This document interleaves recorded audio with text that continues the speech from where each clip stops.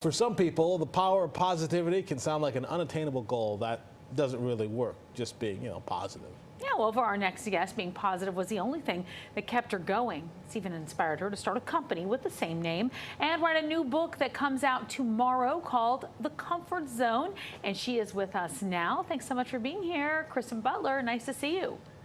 Yeah, thank you so much for having me. So you have a personal story, an inspiring story about how the power of positivity helped you. Do you mind sharing it with us? Absolutely. A decade and a half ago, I was completely depressed. Every area of my life was falling apart. And in that moment, I had two choices. I could either give up on life entirely or try something new. And at that moment, I decided to try something new. And I started being more positive, and it completely changed my entire life. All right, so just being more positive. I got to tell you, somebody hears that and they're saying, look, my life's in the dumps. Things aren't going the right way. Just be more positive. It's almost like telling somebody to smile more, isn't it? I mean, that can be upsetting for somebody to hear who's struggling.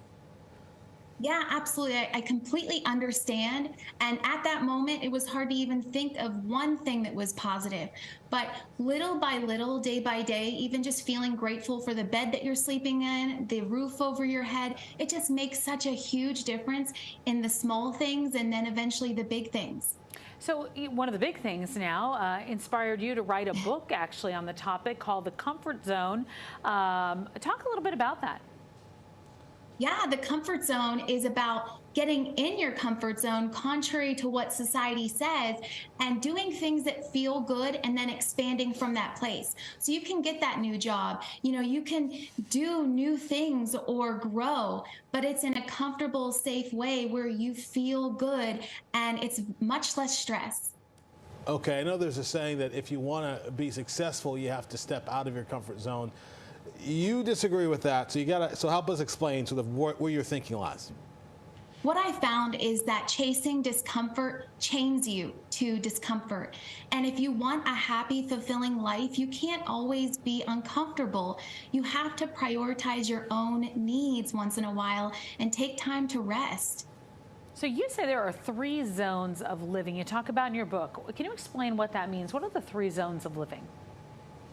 There are 3 zones of living in my book, and depending on which one you spend most of your time in determines the quality of your life. So you can be in a state of inaction and paralysis in the complacent zone, or in a state of overaction and hustle in your survival zone. And in my book, I am offering the comfort zone, which is actually prioritizing rest and taking action. Okay, so some of this sounds like, to me, I'm just like a regular guy. Like, it sounds kind of like a up here type, up here sort of like thinking that's nice up there, but I live down here and I'm trying to pay the rent and whatnot. So like, what's a practical thing that somebody can do to be more positive and be happier? Yeah, number 1 is mind your mindset. When you open your mind to new possibilities, it creates new opportunities. And number 2 is ask for help. Sometimes we think that we need to know everything or do everything, but when we ask for help, we actually are in our comfort zone and we can expand from that place. Number 3, take action on things that you want to do. When you take action day by day in small ways, it becomes part of a habit in your life, and then it becomes your identity. So it's a very easy way to get in your comfort zone, harness your skill set, and expand from that place. So I know a lot of people say, you know what, I've tried all these things, I just feel stuck. What is your message for that person?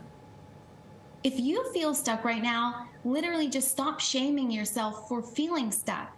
Give yourself permission to go outside or do something that feels good. I think a lot of times we reject how we're feeling and then we stay even more stuck. Accept your feelings. They're your feelings. I like that. That's something I could take from this. Chris, thank you so much for joining us, and congratulations on your book.